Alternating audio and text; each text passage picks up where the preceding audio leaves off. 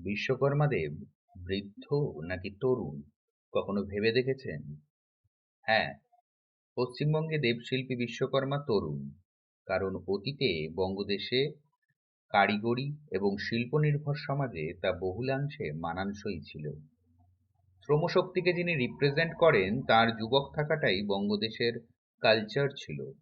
অন্যদিকে উত্তর ভারতে দেবশিল্পী বিশ্বকর্মাকে অভিজ্ঞ স্রষ্টা রূপে দেখা হয়।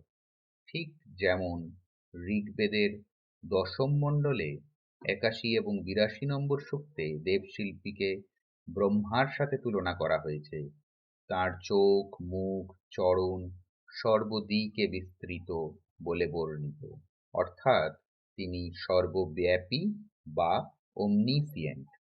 বিশ্বকর্মা বঙ্গদেশে কর্মের প্রতীক, শক্তির প্রতীক। বঙ্গদেশে তার হাতে রয়েছে হাতুড়ি, কুঠার, ধনুক এবং তুলাযন্ত্র। তার বাহন হস্তি।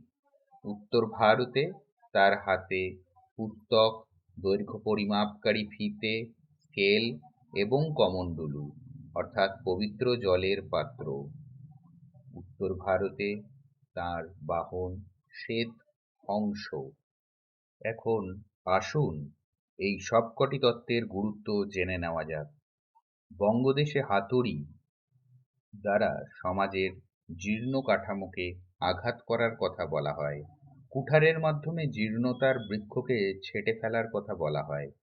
ধনুকের মাধ্যমে নিজের কর্মে লক্ষ্যভেদ করার কথা এবং তুলাযন্ত্র বা দাড়িপাল্লার মাধ্যমে সকলকে সমান নজরে দেখার কথা জানানো হয়েছে। হস্তির বহন ক্ষমতা প্রখর, তাই বাহন হস্তির মাধ্যমে সমাজের ভার বহন করার কথা বলা হয়েছে শ্রমিক সমাজকে। এই সকল মানসিকতাই প্রয়োজন একটি শ্রম নির্ভরশীল সমাজের জন্য। অন্যদিকে উত্তর ভারতে ঋষির কমণ্ডলু, যা থেকে পবিত্র জলের উৎসধারা বয়ে চলেছে, সৃষ্টির পরিচায়ক রূপে।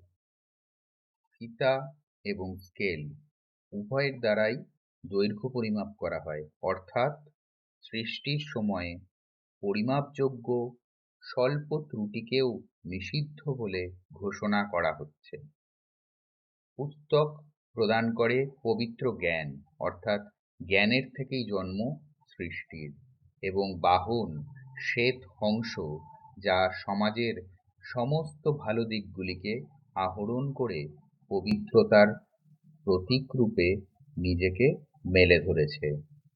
এখন দেবশিল্পী বিশ্বকর্মাকে আমরা সকলেই আরাধনা করি, কিন্তু তার দেখানো পথকে অবলম্বন করে আমরা কি নিজেদের যাত্রাকে সম্পূর্ণ করতে পারছি?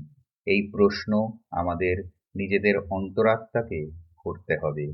আর এই ধরনের অনেক প্রশ্নের উত্তর পেতে এই চ্যানেলটি অর্থাৎ সেন্স কে সাবস্ক্রাইব করুন এবং বেল আইকনটি প্রেস করে দেবেন।